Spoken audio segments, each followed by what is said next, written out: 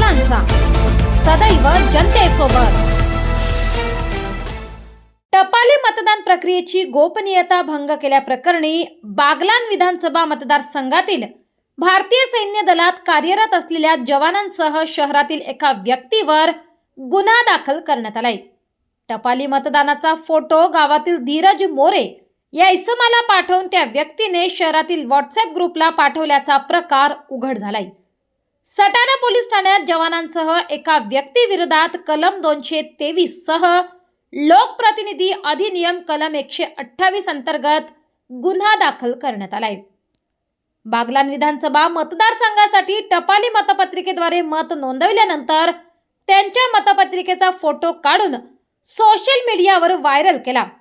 टपाली मतपत्रिकेचा photo social मीडियावर viral केल्यामुळे निवडणूक आयोगाने मतदानाचा भंग होऊ नये म्हणून दिलेल्या आदेशाचे व मतदानाच्या गोपनीयतेचा भंग केल्यामुळे त्यांच्यावर गुन्हा दाखल करण्यात आला आहे। पुढील तपास पोलीस निरीक्षक बाजीराव पवार यांच्या मार्गदर्शनाखाली पोलीस उपनिरीक्षक अतुल बोरसे हे करीत आहेत।